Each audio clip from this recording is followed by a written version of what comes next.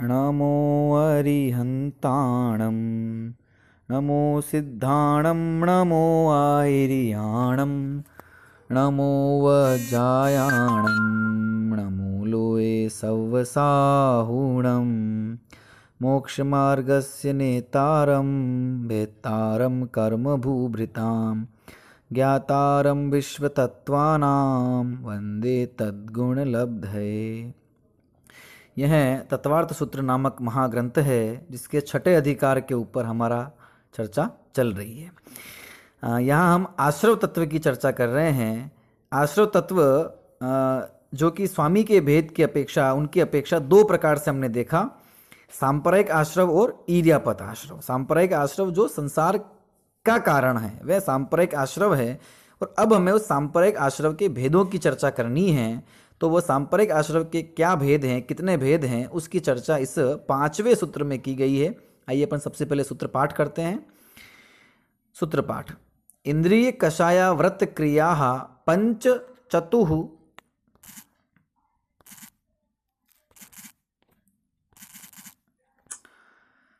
इंद्रिय कषाया व्रत क्रिया पंच चतुः पंच पंचविंशति संख्याः पूर्वस्य भेदाः।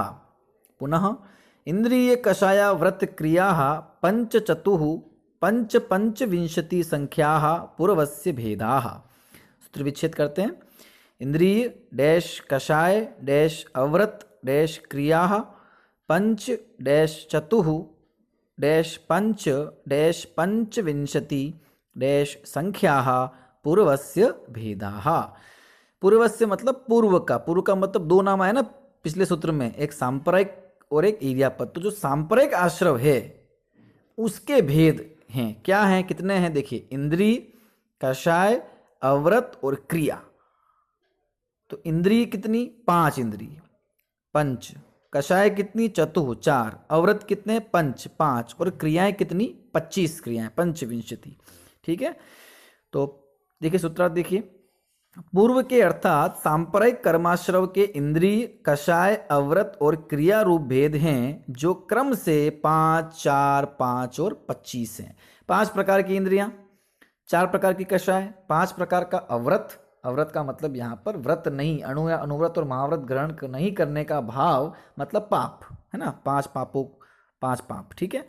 और क्रिया और नाना प्रकार के भावों के निमित्त से होने वाली है ना, शरीर आदि की जो 25 प्रकार की क्रियाएं हैं उनको लिया है। वैसे तो क्रियाएं बहुत है लेकिन उन्हें एक मोटे मोटे रूप में 25 भागों में बांट दिया है। ठीक है।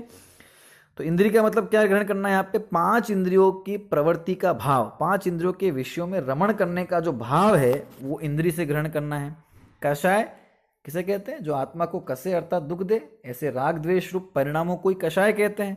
वे कषाय के अंदर उनका समावेश हमको करना चाहिए। अव्रत, अविरति, विरति है ना, व्रत का भाव नहीं होना। ठीक है, उसका ही नाम है अव्रत। इसे हम इससे कहें कि 5 पाप। ठीक है, 5 पापों से विरति नहीं होना, उसी का नाम है अव्रत। तो अनुव्रत या महाव्रत का भाव जो नहीं है वो अव्रत में आ जाएगा। ठीक है। पाप की परिभाषा दुख का कारण बुरा कार्य ही पाप है ना। और क्रिया, तो क्रिया के अंदर इंद्रिय ले लिया, कषाय ले लिया, अव्रत ले लिया, इसके बाद फिर सबको क्रिया में एक तरह से समाहित कर दिया है ना। तो 25 क्रियाएं हैं जिसे 5-5 के ग्रुप में बांटा है। ठीक है, 25 क्रियाएं हैं जिसे 5-5 के समूह में बांट दिया है पूज्यपाद स्वामी ने सर्वार्थ सिद्धि में। और फिर उनके नाम दिए हैं 5-5 के ग्रुप में, इसलिए बांटा है कि वो 5-5 क्रियाएं कुछ अलग अलग है, थोड़ी थोड़ी है ना। और वे 25 क्रियाएं जो है क्या है, वे सारी क्या है? आश्रव का कारण हो जाती है। ठीक है। और उन क्रियाओं, वे क्रियाएं हैं तो वे क्रियाएं आश्रव का कारण, इसका मतलब है कि वे क्रियाएं हैं जिस शुभाशुभ भाव पूर्वक की गई है उनके निमित्त से ही होती है, तो वे मुख्य रूप से आश्रव का कारण है। ठीक है ना। तो इंद्रिय कषाय और अव्रत ये तो हो गया कारण, और क्रिया हो गई उसका कारण। इन क्रियाओं में निमित्त क्या है? इंद्रियों की प्रवृत्ति, इंद्रियों की प्रवृत्ति का भाव, राग द्वेष के भाव और 5 पाप के भाव। इसके कारण से इन क्रियाओं में प्रवृत्ति होती है 25 क्रियाओं में। तो कारण और कार्य दोनों में एकत्व करके यहाँ पर कुल 39 भेद बना दिए हैं। ठीक है। तो इंद्रिय हो गया, कषाय हो गया, अवरत हो गया और क्रिया हो गया। इंद्रिय के 5 भेद हम सब जानते ही हैं। 5 इंद्रियां कौन कौन सी हैं? स्पर्शन, रसना, घ्राण, चक्षु और श्रोत्र। तो ये 5 इंद्रिय आश्रव है। 5 इंद्रिय आश्रव नहीं है। इंद्रियां हो, है ना, इंद्रियों के होने से कोई आश्रव नहीं है। इंद्रियों के होने से आश्रव होता है क्या?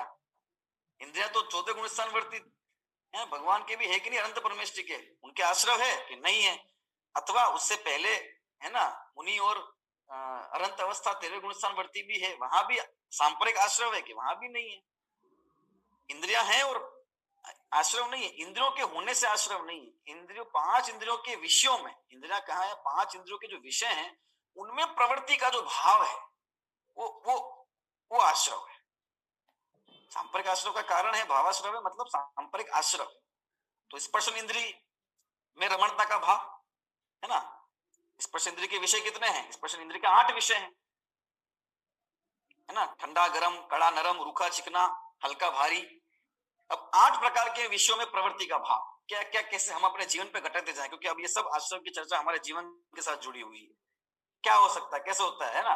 नरम नरम गद्दों पर सोने का भाव, स्पर्शन इंद्रिय का लोभ है, स्पर्शन इंद्रिय के संबंधी है ना। मुलायम वस्तु छूने का भाव, है ना। अथवा कठोर वस्तु से दूर होने का भाव। मुलायम के प्रति आसक्ति और कठोर से विरक्ति। विरक्ति मतलब अनासक्ति, द्वेष, राग द्वेष में घटाते जाए सारा। है नरम आसन, नरम गद्दे पर सोने बैठने का भाव, और कठोर आसन पर से दूरी होना, द्वेष रखना, बुरा होना, बुरा कहना, इस प्रकार का। इसी प्रकार से ठंडा गर्म में लगा दीजिए। गर्मी के दिनों में अधिक ठंडे हैं, ठंडी वस्तुएं खाने का भाव, ठंडी वस्तुओं का ग्रहण करने का भाव, ठंडे स्पर्श की इच्छा, एसी में बैठने का भाव। गर्मी, बहुत गर्मी है, चलो भाई अंदर आ जाओ, एसी चला दो। अथवा एसी नहीं भी चलाओ तो अंदर आ जाओ, है ना, ठंडक है यहाँ पर। अथवा ठंड के दिनों में हीटर चलाना का भाव। इस प्रकार ठंडा गर्म किस प्रकार समझ सकते हैं, चाहे खाने में लगा ले ना, शरीर के अपन उसके अनुकूलता में लगा ले, अनेक प्रकार से। इसका वर्णन अपन विस्तार किए जाए तो समझ में आएगा अपन को कि क्या भाव, इंद्रिय भाव मतलब क्या। रसना इंद्रिय, रसना इंद्रिय के जो रस है ना, रस चखने का भाव, नाना प्रकार के रस चखने का भाव। रस जैसे 5 भेद किए हैं रस के ना, खट्टा, मीठा, कड़वा, चरपरा, कषायला, और इनके अपन योग संयोग कर दे तो फिर असंख्यात भेद हो जाते हैं। तो अनेक प्रकार के रसों को ग्रहण करने की इच्छा, वैसा भाव, और फिर वैसी प्रवृत्ति, प्रवृत्ति क्रिया में आ जाएगा, है ना। अभी हम भावों की बात कर रहे हैं। वैसा भाव होता है, दिन रात भाव होता है ना। आज ये खा लेते हैं, चलो आज खट्टा खा लेते हैं, आज खट्टा मीठा मिक्स खा लेते हैं, चलो आज मीठा खाने का मन कर रहा है, आज मीठा खा लेते हैं, है ना। बहुत दिन से ये चीज नहीं बनाई, बहुत दिन से वो चीज नहीं बनाई। तो वो जो प्रवृत्ति होती है वो बुद्धिपूर्वक की होती है ना, भाव होता है पहले इस प्रकार का। तो वो सारा का सारा आश्रव का कारण है। अब हम अगर हम विचार करेंगे तो मेरे ख्याल में आएगा कि दिन रात शुभाशुभ भावों से आश्रव भावना है कि नहीं है। छेड़ला उसमें 12 भावना के अंदर, दिन रात शुभाशुभ भावों से मेरा व्यापार चला करता, मानस, वाणी और काया से आश्रव का द्वार खुला रहता। दिन रात शुभ अशुभ, शुभ अशुभ, शुभ अशुभ। तो वो शुभाशुभ भाव के ये समझ लो कि भेद है ना। किए जाओ। घ्राण इंद्रिय, सुगंध दुर्गंध, ठीक है, दुर्गंध से घृणा, सुगंध से प्रेम, अनेक प्रकार की सुगंध की इच्छा। चक्षु इंद्रिय, नाना प्रकार के विषय को, नाना प्रकार के रंगों को, नाना प्रकार के प्रकृति के दृश्यों को देखने की इच्छा, उसमें आनंद मानना, है ना, और द्वेष मानना दोनों। और श्रोत्र इंद्रिय, है ना, श्रोत्र इंद्रिय से अनेक प्रकार के गीत इत्यादि सुनने की इच्छा, अथवा, है ना, शुभ अशुभ दोनों प्रकार का परिणाम। क्योंकि यहाँ केवल शुभ अशुभ भाव की ही बात नहीं है, इनके माध्यम से होने वाला जो शुभ भाव है, शुभ प्रवृत्ति है, वो भी आश्रव का कारण है। शुभ पुण्य, सब शुभ होगा तो पुण्य बंधेगा भाई। स्पर्शन इंद्रिय से क्या, जिनवाणी का स्पर्श करोगे, है ना, भगवान का अभिषेक करोगे, भगवान का स्पर्श करोगे। चक्षु इंद्रिय से भगवान के दर्शन किए, श्रोत्र इंद्रिय से जिनवाणी सुनी, तो ये भी आश्रव का कारण। सुनने में कठोर लगता है पर है आश्रव का कारण, ठीक है ना। इसी तरह आप कषाय में आ जाइए, ठीक है। तो 4 प्रकार की कषाय जानते हैं, क्रोध, मान, माया, लोभ, है ना। उत्तर भेद करेंगे तो 16 इन्हीं कषायों की, है ना, जो तीव्रता, मंदता है ना, इन्हीं कषायों का जो रस है उससे इसके 4 भेद पड़ जाते हैं, अनंत अनुबंधी, है ना, अप्रत्यय खाना वर्ण, प्रत्यय खाना वर्ण, संज्वलन, फिर नो कषाय हो जाएगी। तो 4 कषाय कहो या उत्तर भेद करके 25 भी कह सकते हैं। तो वे 4 कषाय, है ना, क्रोध मान माया लोभ, जो क्रोध मान माया लोभ की प्रवृत्ति, ठीक है। क्रोध मान माया लोभ को संक्षेप में क्या कह सकते हैं, राग द्वेष भी कह सकते हैं। क्रोध और मान द्वेष रूप है, माया और लोभ जो है वो राग रूप है ना। अव्रत, तो अव्रत के अंदर क्या लिया हमने, व्रत नहीं धारण करने का भाव। सो व्रत मतलब क्या, अणुव्रत और महाव्रत। अणुव्रत मतलब क्या कि 5 पापों का एक देश त्याग, ये अणुव्रत हो गया। और महाव्रत मतलब क्या कि 5 पापों का सर्वदेश त्याग। तो अणुव्रत और महाव्रत नहीं होने का भाव, अथवा अणुव्रत होने का है पर महाव्रत नहीं है, इस प्रकार के अव्रत की जो क्रिया है ना, तो यहाँ तो उसको मुख्य रूप से व्रत नहीं होने की जो अवृत्ति की जो अवस्था है वो लेना है ना। तो 5 पाप, हिंसा, झूठ, चोरी, कुशील और परिग्रह, ये भेद कर दिए 5 पापों के, है ना। वैसे देखो तो राग और द्वेष में सबका अंतर्भाव हो जाता है, ठीक है। जैसे हिंसा ये जीव करता है, हिंसा का भाव इस जीव को उत्पन्न होता है, तो उसमें द्वेष की मुख्यता है, बराबर। झूठ बोलता है तो राग की मुख्यता है, ठीक है, अपना कुछ भला करना चाहता है। चोरी करता है तो राग की मुख्यता है, लोभ है ना उसमें। कुशील, कुशील परिग्रह में राग की मुख्यता है, परिग्रह में राग की मुख्यता है, ठीक है ना, इस प्रकार से। तो राग द्वेष में भी उसको बांट सकते हैं, ठीक है। और हमने कहा ना, लोभ पाप को बाप बखानो, और लोभ को पाप का बाप कहा। लोभ के वशीभूत होकर ही जीव 5 पाप करता है। हिंसा है, झूठ है, चोरी है, कुशील है, परिग्रह है, कहीं ना कहीं इसमें इसका लोभ समाहित है, ठीक है ना। ये अव्रत हो गया। तो ये भाव हो गए 5 इंद्रियों में रमण का, 5 इंद्रियों में विषयों की प्रवृत्ति का भाव, ठीक है ना। तो इसको अगर एक भाषा में कहें तो ये सारा राग ही है। कषाय का भाव राग और द्वेष रूप, 5 पाप का भाव राग द्वेष के वश होने वाला, तो राग और द्वेष, ठीक है। जिनायतन, जिन धर्म, जिन वाणी, इसके प्रति राग है तो वो शुभ भाव कहलाएगा, है ना। इनके प्रति द्वेष है तो अशुभ भाव कहलाएगा, ठीक है। उसी प्रकार 5 इंद्रिय के विषय, इन सब के प्रति मन में, है ना, धन धान्य आदि के प्रति, परिग्रह के प्रति राग का भाव है, वो पाप रूप कहलाएगा, ठीक है। इस प्रकार से चला चलेगा। अब ये सांप्रदायिक आश्रम के हमने कहा ना, कारण रूप ये भेद हो गए 5 और 5 10 और 4 14, जिसे छोट 2 शब्दों में राग द्वेष कहा जा सकता है, ठीक है। अभी इनके कारण जो क्रिया होती है, इनके निमित्त से जो जीव नाना प्रकार की क्रियाएं करता है, उन्हें 25 प्रकार की क्रियाओं में विभाजित कर दिया गया है, ठीक है। भिन्न भिन्न भावों सहित होने वाली प्रवृत्तियां कौन कौन सी है वे देखिए, उनके ग्रुप जो बने हैं अलग अलग, उसमें क्या है वो देखिए। 5 विभिन्न क्रिया, 5 हिंसा भाव की मुख्यता रूप क्रिया, 5 इंद्रिय के भोग बढ़ाने संबंधी क्रिया, 5 धर्माचरण में दोष पैदा करने वाली क्रिया, और 5 धर्म धारण से जीव को विमुख करने वाली क्रिया। ये सब क्रिया यहाँ पर ग्रहण कर ली गई है, ठीक है।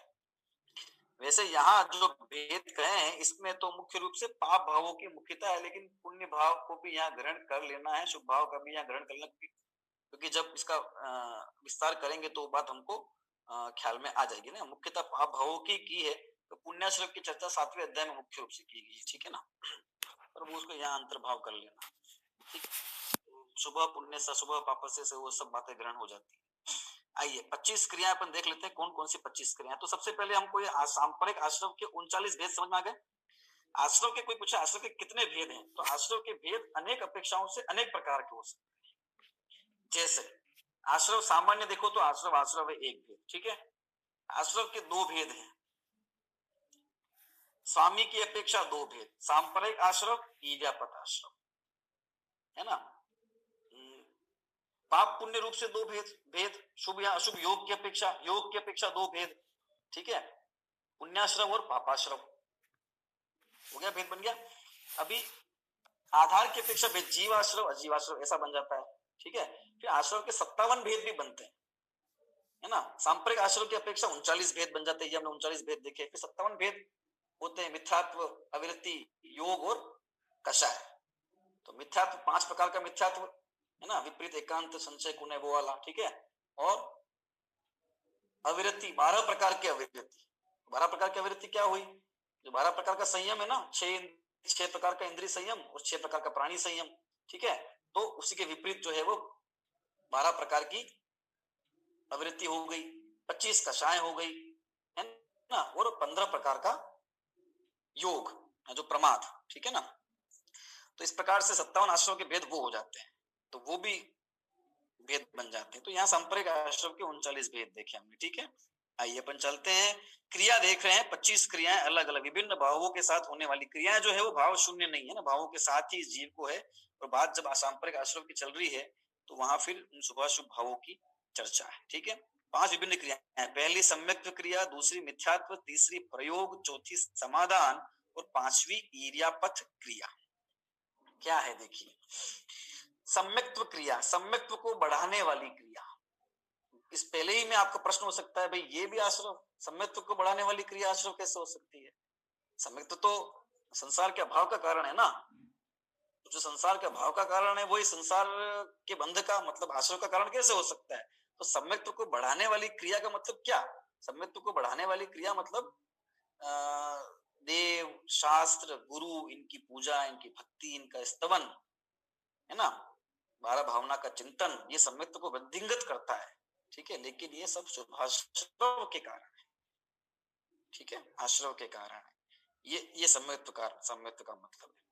मिथ्यात्व तो उसका उल्टा, मिथ्यात्व को पुष्ट गुरु, कुदेव, कुशास्त्र, है ना, इनका पूजन, भक्ति, ठीक है, इसको पुष्ट करने वाली जो कुछ भी क्रिया है, ठीक है, वो सब मिथ्यात्व क्रिया कहलाएगी, ठीक है। पुण्य पाप में बांट सकते हो उसको, पहले वाला पुण्य भाव, दूसरा वाला पाप। प्रयोग, शरीर आदि द्वारा गमनागमन, है ना, आदि जो प्रवृत्ति होती है वो सब प्रयोग है, ठीक है, ये क्रिया। समाधान, संयमी का असंयम की ओर उन्मुख होने का भाव या उन्मुख होना, है, संयम त्याग कर असंयम का भाव उत्पन्न होना, व्रतों का त्याग कर अव्रत के प्रति रुझान होना, पुण्य का त्याग कर पाप के प्रति रुझान, वो सब समाधान। ईर्यापथ, संयम बढ़ाने वाले, असंयमी का संयम के प्रति, है ना, जो भाव है, क्योंकि यहाँ पर शुभ भावों की अपेक्षा है ना, आंतरिक संयम, निश्चय संयम की बात नहीं हो रही, व्यवहार संयम की बात हो रही। संयम बढ़ाने वाली जो क्रिया है, ठीक है, व्रतादि के धारण करने रूप जो भाव है वो सब ईर्यापथ क्रिया कहलाएगी।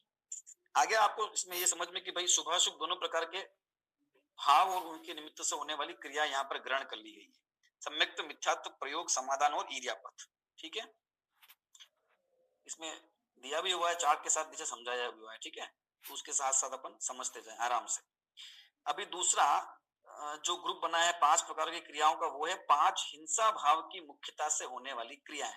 तो अपन विचार करें, हिंसा, जब इस जीव के हिंसा भाव मुख्य होता है तो ये जीव किस किस प्रकार के कार्य करता है, क्या करता है? सबसे पहले परघात, दूसरे जीवों का घात करता है, स्वघात, अपना भी घात कर देता है ना। क्रिया की बात हो रही है तो वचन और काया, इसको अपन इसको लेंगे, क्योंकि मन, वो मनोभावों और विकार की बात वो हो गई इंद्रिय कषाय अवरत के अंदर, ठीक है। तो अब देखो क्या क्या यहाँ क्या क्या दिया, देखिए, प्रादोषिकी क्रिया। प्रादोषिकी मतलब क्रोध के आवेश में द्वेष बुद्धि करना, क्रोधवश किसी के प्रति द्वेष बुद्धि की भावना करना। अब द्वेष बुद्धि, द्वेष का मतलब किसी वस्तु को या व्यक्ति को बुरा चाहकर उसे दूर करने की इच्छा या भाव, वो सारा द्वेष है। तो प्रादोषिकी क्रिया क्या कहलाएगी? तो अब दूर कर, द्वेष बुद्धि करना, अभी बुद्धि की बात बताइए, है ना, तो इसको समझ लीजिए, मन में ले लीजिए, ठीक है।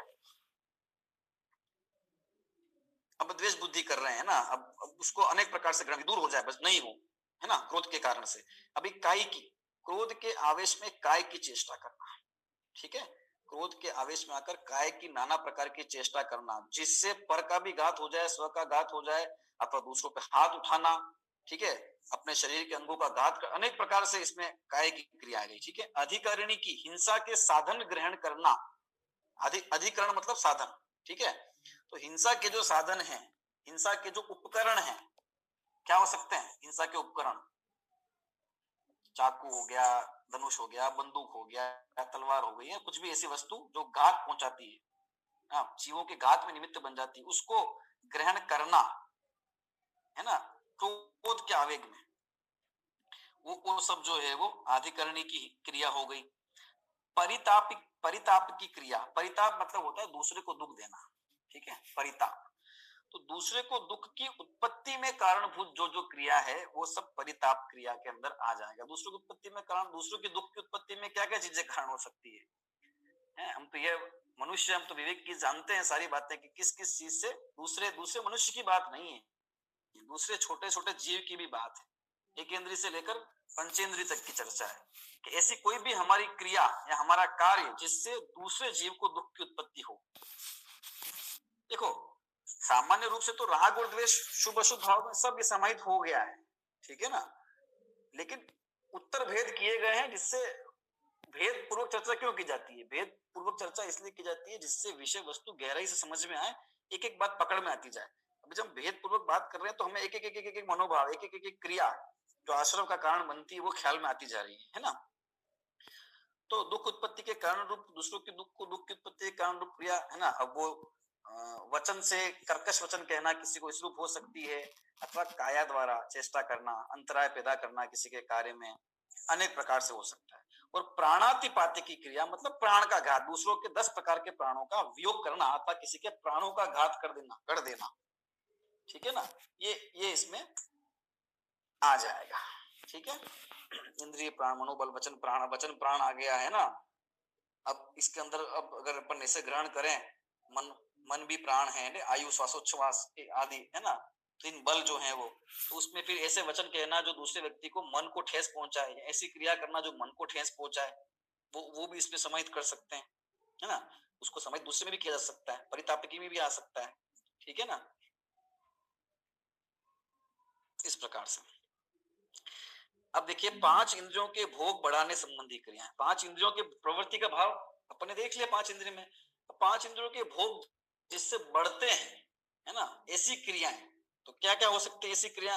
मन में विचार करें, क्या हो सकती है ऐसी क्रिया जिससे पांच इंद्रियों के भोगों में प्रवृत्ति बढ़ती है? कि उन्हें इकट्ठा करो, इकट्ठा करो, इकट्ठा करो, इकट्ठा करें, इकट्ठा करेंगे तो भोगेंगे, इकट्ठा करने की प्रवृत्ति। अब इकट्ठा करने की प्रवृत्ति है तो उसके कारण नाना प्रकार की प्रवृत्ति, व्यापार आदि जो भी है बाहर में, है ना। देखिए क्या है यहाँ पर, दर्शन, तो इसका चक्षु इंद्रिय से समूल संबंध हो गया है ना। सुंदर रूप देखने का अभिप्राय है ना, सुंदर रूप देखने की इच्छा, पुरुष को स्त्री का, स्त्री को पुरुष का, अथवा और भी बाहर में अन्य अन्य रमणीक वस्तुएं देखने की इच्छा, बढ़िया, ये अच्छा, ये कलर अच्छा, ये वस्तु ऐसी है ना। ये सारा जितना भी अभी अपन विचार करें, अपन को ख्याल में आएगा, तो करें क्या फिर हम, ये ख्याल में आएगा। हम दिन भर करते क्या है, 5 इंद्रिय के माध्यम से कुछ ना कुछ क्रिया तो करते रहते हैं। आप ये कह रहे हो कि 5 इंद्रिय के माध्यम से होने वाली क्रिया आश्रव का कारण, फिर हम क्या करें? और फिर कहते हो कि सम्यक्त क्रिया भी आश्रव का कारण है। अगर इन सब से विरक्त होकर अगर जिन सम्यक्त को बढ़ाने वाली क्रिया करते हैं, स्वाध्याय आदि करते हैं, जिनवाणी के पास जाते हैं, भगवान का भजन स्तुति, तो वो भी आश्रव का कारण है। तो क्या करें फिर, करें क्या? कुछ नहीं करना है, हमको जानना है। सबसे पहले वस्तु का स्वरूप क्या है उसको जाने, और जानने के बाद तत्व का निर्णय करने का हम प्रयास करें। ये भी हम करेंगे तो वो तत्व का निर्णय सब के समय होने वाला आश्रय वो जाता रहेगा बाद में, सब जब समय उत्पन्न हो जाएगा तो। और उस समय वो आश्रय और 5 इंद्रिय के भोगों का आश्रय, उसमें जमीन आसमान का अंतर है। हे आश्रय भले शुभ आश्रय पुण्य आश्रय, लेकिन वो सुख के भी अलग अलग भेद है ना। तो इसलिए क्या करें कि चिंता नहीं करें, हम समझें कि क्या क्या चीजें आश्रय में कहाँ कहाँ। इसीलिए तो मन वचन काया से संयम पालने का हमारा उद्देश्य है जैन दर्शन के अंदर। इसलिए तो सिर्फ काया के संयम की बात नहीं की, वचन वाणी के भी संयम की, और सिर्फ वाणी के संयम की बात नहीं की, भावों के भी संयम की बात की। भावों को भी संयमित करके है ना स्वरूप में लगाना है कि वे एक भाव भी विचलित होता है तो आश्रय का कारण है। स्पर्शन क्रिया, स्पर्श करने का भाव, स्पर्श करने का भाव समझ गए। अनेक प्रकार के स्पर्श इंद्रिय के जो विषय है वो सब इसमें ग्रहण कर लेना। प्रात्ययिकी क्रिया, ठीक है, भोगों की नई नई सामग्री जुटाना, क्रिया की बात हो रही है तो भोगों की नई नई सामग्री जुटाना। 5 इंद्रिय के भोग लगा लो, स्पर्श इंद्रिय की सामग्री जुटाना, भाई चलो भाई पलंग लेके आ जाओ, अच्छे डनलप के गद्दे लेके आ जाओ, बढ़िया है ना, सब लगा लो कितना हो सकता है। रसना इंद्रिय के नाना प्रकार के विविध प्रकार के व्यंजनों को इकट्ठा करना, बनाना और बनाने में उपयोग को लगाते रहना, है ना। हो सकता है? चक्षु इंद्रिय के लिए विषय सामग्री क्या हो सकती है?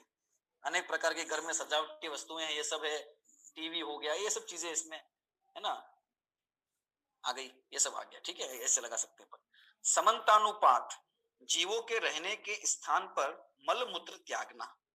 जहां पर जीव रहते हैं, मनु स्त्री है या पुरुष है या फिर कोई दूसरे एक इंद्रिय, दो इंद्रिय, तीन इंद्रिय, कुत्ता बिल्ली इत्यादि जीव जहां रहते हैं, उनके रहने के स्थान पर मल मूत्र इत्यादि का त्याग कर देना, है ना। शरीर का जो विकार है उसका वहां पर उसको क्षेपण कर देना, ये भी जो है वो एक प्रकार की पाप रूप क्रिया को इसमें अपन ग्रहण कर लेंगे, ठीक है। और अनाभोग, बिना देखे स्थान पर उठना बैठना आदि, बिना देखे भी किसी स्थान पर उठ गए, किसी स्थान पर बैठ गए, है ना, बस मतलब क्यों संयम, क्यों मुनिराज का जीवन में की जो बात कही है वो कहाँ, देखो ये हर एक क्रिया जो उनकी जीवन की है वो देखो किस किस प्रकार से आश्रम के विरोधी होती जाती है ना। क्रिया की अपेक्षा बात है, हालांकि वो सब क्रिया भी वहां शुभ भावों के वश होने के कारण आश्रम का ही कारण बन जाता है, पर वो समझना जरूर कैसे यहाँ पर, है ना। निर्जंतु थान विलोकी के मलमूत्र श्लेषम परिहरे, आता कि नहीं आता 28 मूल गुण के अंदर कि निर्जंतु स्थान देखकर मलमूत्र और श्लेष का परिहार करते हैं। और शुचि ज्ञान संयम उपकरण लकी के धरे, लकी के धरे, शुचि मतलब पवित्रता, पीछे कमंडल आदि के उपकरण ध्यान से रखते हैं, ध्यान से स्थान को पवित्र, जीवन हिंसा नहीं हो। और ऐसे उठना बैठना इत्यादि क्रियाएं तो मर्जी पड़े जा उठ गए, मर्जी पड़ा जा बैठ गए, पूछा नहीं, देखा नहीं वहां जीव है कि नहीं है कोई, है ना, तो बस आराम से। तो ये सब क्रियाएं जो है वो 25 प्रकार की क्रियाओं के अंदर आती है और जो कि सांप्रदायिक आश्रम के कारणभूत होती है। देखिए अब और क्या है, 5 धर्माचरण में दोष कारक क्रियाएं। धर्म आचरण में जो दोष पैदा करने वाली क्रियाएं हैं वो क्रियाएं देखिए क्या है, स्वहस्त, हीन पुरुषों योग्य स्वयं कार्य करना। हीन पुरुषों योग्य स्वयं कार्य करना मतलब ऐसी क्रिया जिसमें अधिक पाप होता है ना, और वे कार्य अन्य व्यक्ति करता है, कर सकता है, तो भी अपने उसमें बुद्धिपूर्वक प्रवृत्त होकर उस प्रकार की क्रियाएं करना, ठीक है ना। ये हीन पुरुषों का कार्य। निसर्ग, पाप साधनों के लेन देन में सम्मति देना। निसर्ग में क्या आ गया, पाप साधन। पाप के साधन क्या हो सकते हैं, है ना, हिंसा के साधन हो गए, ठीक है, हिंसा बढ़ाने वाले साधन हो गए, चक्षु इंद्रिय सब के विषय प्रवृत्ति बढ़ाने वाले साधन हो गए, अभक्ष वस्तु जो है उसके लेन देन के, नशाकारक वस्तु, अनेक सब जो भी ग्रहण कर ले, है ना, जो पाप के साथ, उनके लेन देन में सम्मति देना, अपनी स्वीकृति देना, अपना उसमें समझ लीजिए अनुमोदना करना, अपना समर्थन देना, ठीक है करो, कर लेना चाहिए, कर दो, ठीक है, इसको छोड़ो, इसको लो, इसको इस तरह का। विदारण, दूसरे के दोष प्रकट करना। दूसरे के दोष प्रकट करना मतलब दूसरों की बुराई करना, इसका सीधा सीधा अर्थ है पर निंदा, ठीक है ना। दोष प्रकट करने का मतलब यहाँ उस अभिप्राय में नहीं है कि भाई दूसरे में कोई दोष है तो उसको हम प्रकट कर दें तो उसका जो है वो दोष मिट जाए, इस भाव से, हालांकि ये भाव शुभाशुभ का कारण हो जाएगा, पर यहाँ उसकी चर्चा नहीं, यहाँ जो बात है वो तो है ना, दूसरों के दोष को प्रकट करना। जैसे कि अतिभोजन करता है, तो देखो ये, देखो ये तो रोज मंदिर जाता है, तो मंदिर नहीं जाता, ये तो भाई ये तो मंदिर जाते ही नहीं, यही काम है इनका, बस पड़े रहते हैं, बैठे रहते हैं। हो सकता है, एक तो ये हो सकता है कि भाई देखो इसको देख के तुम भी प्रेरणा लो, तुम भी मंदिर जाओ, देखो सुनो प्रवचन, सुनो स्वाध्याय करो, कुछ तो कम से 15 मिनट अध्ययन तो करो। एक भाव ये भाव ये कि निंदा ही निंदा करना, बुराई बुराई करना, है ना, ये दोष प्रकट करना हो गया। और अनेक प्रकार के दोष, है ना, सब घर में रहते हैं, सब जानते हैं, ठीक है। और क्या है, आज्ञा व्यापादी की क्रिया। ये क्या हो गया, आज्ञा का व्यापार। आज्ञा मतलब किसकी, जिनागम की आज्ञा, शास्त्र की जो आज्ञा है उसको न पाल के उसका विपरीत अर्थ करना। विपरीत अर्थ करना, देखो शास्त्र की आज्ञा को न पाल, उनके विपरीत। शास्त्र की आज्ञा अपन नहीं पाल सकते, है ना, चरित्र में हीनता है, नहीं पाल सकते, कमजोरी है, तो अपन अपने हिसाब से उसका मीनिंग अर्थ बना देते हैं और उसके विपरीत अर्थ लोगों को समझाना, खुद भी समझना, है ना, ये आज्ञा व्यापादी की क्रिया है। क्या हो सकता है इसका अर्थ, विचार करें अपन, है ना। जैसे जैसे शास्त्र में भाई ये लिखा है कि भाई, एक उदाहरण बताता हूँ, कई लोग जैसे कहते हैं, मिल जाते हैं भाई जमीन आलू का सेवन नहीं करना चाहिए, आलू प्याज का सेवन नहीं करें, ठीक है, ये शास्त्र क्या गया, ये कहा गया, ठीक है, उसमें जीव हिंसा हो। अभी फिर उसमें क्योंकि हमको तो खाना तो है, ठीक है, और ये भी पता है कि ये दिक्कत है इसमें, तो उसका विकल्प ढूंढना। क्या विकल्प ढूंढना? जब भी कोई बात नहीं, ऐसे आलू की सब्जी बना के नहीं खाते हैं तो उसकी चिप्स बना लेते हैं, उसमें क्या दिक्कत है? चिप्स तो फिर सूख जाएगी ना, वो तो तल जाएगी तेल में, उसके बाद तो कोई दिक्कत नहीं है, उसमें तो जीव चले जाएंगे, है ना, और उसको हम ग्रहण कर सकते हैं। इस प्रकार का विपरीत अर्थ लगाना, है ना, ये एक उदाहरण दिया मैंने, इस प्रकार से हमको समझना, ठीक है। और कहीं ना कहीं चरित्र में कमजोरी हो सकती है, सभी की हो सकती है तभी तो इस गुण स्थान में है, ठीक है ना। लेकिन जो हमारे चरित्र कमजोरी है, पांच इंद्रियों संबंधी जो भी है, खान पान संबंधी बहुत ज्यादा, उसमें सबसे ज्यादा जो एडजस्टमेंट व्यक्ति करना चाहता है वो खान पान में करना चाहता है, और वो उस पे मोहर लगवाना चाहता है शास्त्र की, देखो यहाँ लिखा है और हम वैसा ही कर रहे हैं, बस थोड़ा सा, है ना, तरीका बदल दिया है, क्योंकि जमाना बदल गया है तो तरीका बदलना पड़ेगा। तब आचार्य मुनि महाराज के समय की बात है, हजार हजार 2000 साल पहले की बात है, तब ये चीजें थी नहीं। तो इसके पीछे मूल भाव है कि वो ग्रहण करना चाहता है, उसको रसना इंद्रिय का लोभ है, वो रसना इंद्रिय की प्रवृत्ति का भाव है, इसके रास्ते निकालता है। तो ये आगे वापदी की क्रिया के अंदर आ जाएगा। जो जैसा है उसको स्वीकार करो, हमारा हृदय जानता है क्या सत्य है, और नहीं है तो उसको कमजोरी स्वीकार करें, बस।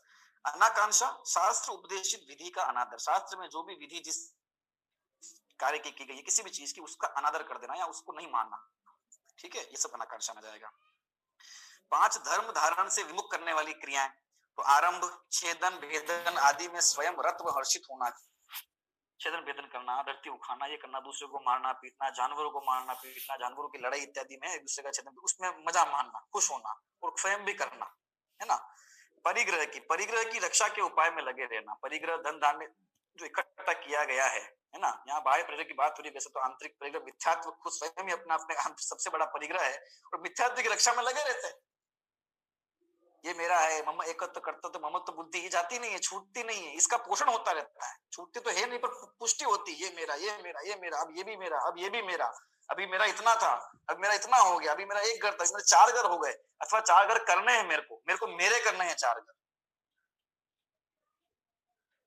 ये परिग्रह की रक्षा, अच्छा, और जो है उसकी रक्षा में लगे रहे, कैसे इसको बचाऊं, क्या कर दूं, कैसे इसकी वृद्धि कर दूं, कहाँ इन्वेस्ट कर दूं, क्या कर दूं, एफडी बना दूं, क्या कर दूं इसकी, अथवा 1 का 2, 2 का 4 कैसे करा जाए, है ना, ये सब परिग्रह की क्रिया। माया, ज्ञान दर्शन आदि के विषय में छल करना, देखो माया क्रिया में क्या लिया यहाँ पर, ज्ञान दर्शन आदि के विषय में छल करना, ठीक है। यहाँ अपन ये कहे कि सम्यक ज्ञान सम्यक दर्शन आदि के विषय में छल करना है, क्या स्वरूप, और कहना कुछ और, मानना कुछ और, करना कुछ और, आदि ग्रहण करें। मिथ्या दर्शन, मिथ्या दृष्टि की क्रियाओं की प्रशंसा करना, स्वयं नहीं कर रहे हैं वैसी क्रिया, लेकिन मिथ्या दृष्टि की क्रिया, मिथ्या दृष्टि की क्रिया क्या हो सकती है भाई, ग्रहित मिथ्यात्व की दृष्टि से देखकर अपन को समझ में आ जाएगा थोड़ा सा, है ना। जैसे कोई वस्तु लेके आया, कोई नई चीज लेके आया, गाड़ी लेके आया, कुछ भी साधन लेके आया, तो क्या करते हैं, उसकी पूजा करते नहीं करते हैं बहुत लोग, ठीक है। तो अपन उसमें प्रसन्न हो रहे हैं, अपन ये विचार कर रहे हैं कि हम लाएंगे तो हम भी करेंगे, ठीक है।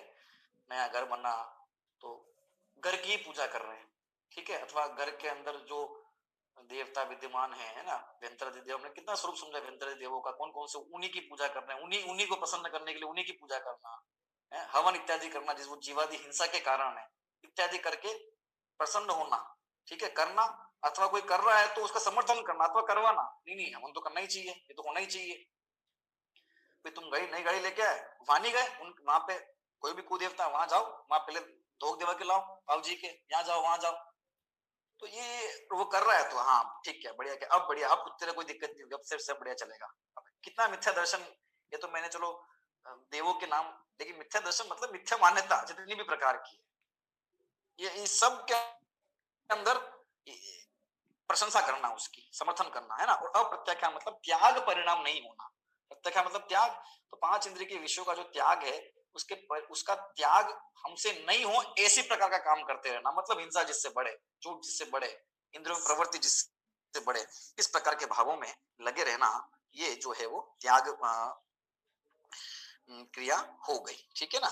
इस प्रकार से ये 25 क्रियाएं हमने देखी है, विशेष करें, बातें करें, चर्चा करें इसके ऊपर तो बहुत हो सकता है, लेकिन विचार करें तो हमें ख्याल में आवे कि किस किस प्रकार से हम जो क्रिया करते हैं, और बड़ी प्रसन्नता से सहजता से हमारा जीवन चलता है, हमको लगता है सब ठीक ही तो है, लेकिन जब विचार करें तो ख्याल में आवे कि कहाँ आश्रम का हम कारण उत्पन्न कर रहे हैं, तो उन कारणों से मुक्त हो और धर्म मार्ग पे लगे इसी पवित्र भावना से आज की बात पूरी करते हैं। कोई प्रश्न हो तो क्लास अगली ज्वाइन